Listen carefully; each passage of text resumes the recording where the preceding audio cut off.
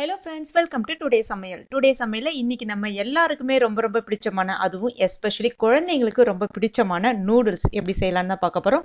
இன்றைக்கி நம்ம பார்க்க போகிறது சைனீஸ் மாடலில் ரெஸ்டாரண்ட் ஸ்டைலில் பார்க்க போகிறோம். இன்றைக்கி நான் 2 பேருக்கு தேவையான அளவுக்கு தான் செஞ்சு காட்ட போகிறேன்.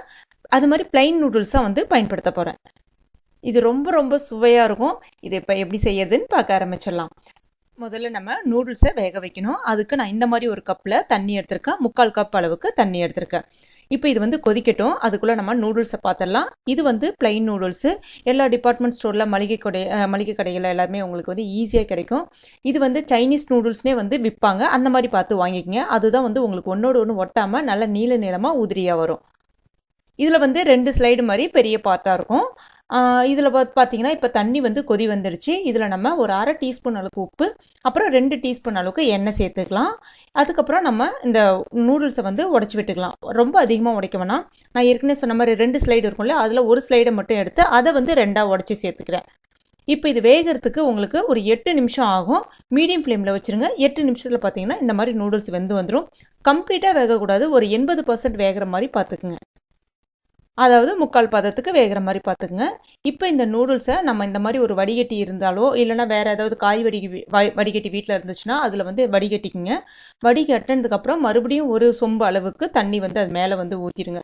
ஊற்றும் போது பார்த்தீங்கன்னா அதனுடைய ஹீட் உங்களுக்கு ஈஸியாக இறங்க ஆரம்பிச்சிடும். அது மட்டும் இல்லாமல் அந்த பிசுபிசுப்பு தன்மை ஒன்று இருக்கும். அந்த பிசுபிசு தன்மையும் அதில் இறங்க ஆரம்பிச்சிடும்.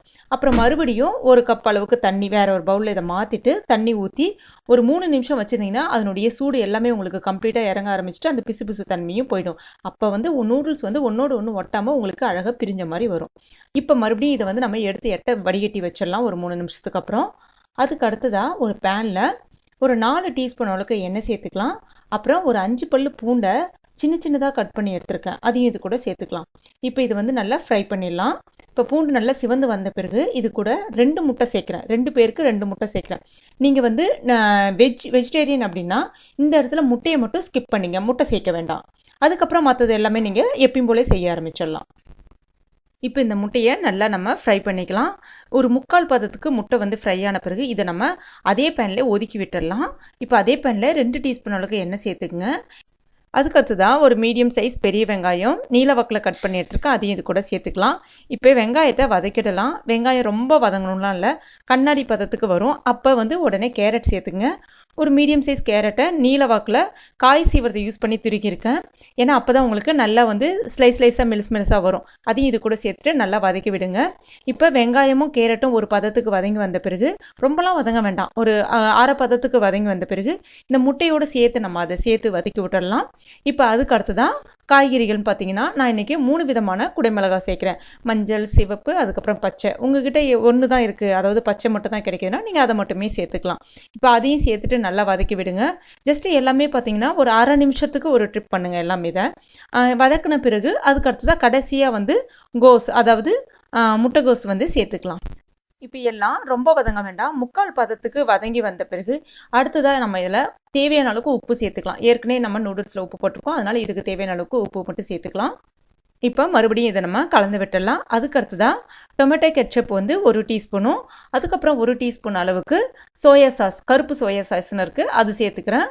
அதையும் இது கூட சேர்த்துக்கலாம். நான் ஏற்கனவே வீடியோ எடுக்க மறந்துட்டேன். அப்புறம் இதில் 1 டீஸ்பூன் அளவுக்கு சில்லி சாஸு, அதுக்கப்புறம் 1/2 டீஸ்பூன் அளவுக்கு வினிகர், அதையும் சேர்த்துக்கலாம். இப்போ இது எல்லாத்தையும் நல்லா கலந்து விட்டுடலாம். கலந்து விட்டுட்டு ஜஸ்ட் ஒரு 1/2 நிமிஷம் கலந்து விட்டால் போதும்.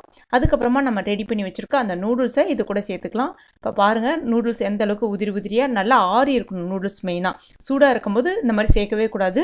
நல்லா ஆறி இருக்குது. இப்போ இதை கூட சேர்த்துட்டு கலந்து விடும்போது கரண்டியை நம்ம பழைய மாதிரி, இப்போ நான் ஏற்கனவே வதக்கத்துக்கு கரண்டி வச்சிருந்தால அந்த கரண்டி பயன்படுத்தாதீங்க.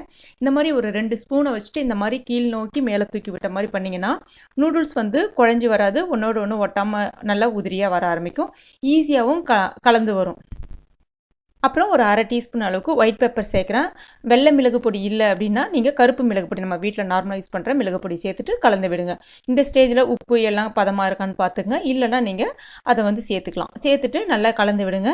இப்போ நம்முடைய சுவையான டேஸ்டியான நூடுல்ஸ் ரொம்ப குயிக்காக, ரொம்ப ஈஸியாக, ரொம்ப சுலபமாக ரெடி ஆகிடுச்சு. நீங்களும் உங்கள் வீட்டில் கட்டாயம் ட்ரை பண்ணி பாருங்கள். இந்த ரெசிபி கண்டிப்பாக உங்கள் குழந்தைங்களுக்கு ரொம்ப பிடிக்கும். இந்த ரெசிபி நீங்கள் ட்ரை பண்ணி பார்த்துட்டு எப்படி இருந்துச்சு மறக்காமல் கமெண்ட் செக்ஷனில் பதிவு பண்ணுங்கள். இந்த வீடியோ பிடிச்சிருந்துச்சுன்னா லைக் பண்ணுங்கள், உங்கள் நண்பர்களுக்கும் ஷேர் பண்ணுங்கள். மேலும் இது போன்ற டேஸ்டி ரெசிபிகளுக்கு டுடே சமையல் இது வரைக்கும் நீங்கள் சப்ஸ்கிரைப் பண்ணாத நண்பர்கள் இருந்தால் உடனே சப்ஸ்கிரைப் பண்ணிங்க. கூடவே அந்த பெல் நோட்டிஃபிகேஷன் சிம்பிளையும் ப்ரெஸ் பண்ணிங்க. அப்போ தான் நான் டெய்லியும் அப்டேட் பண்ணுற ஒவ்வொரு நியூ டேஸ்டி வீடியோஸும் உங்களுடைய மொபைலை தேடி உடனுக்குடன் வரும். தேங்க்யூ.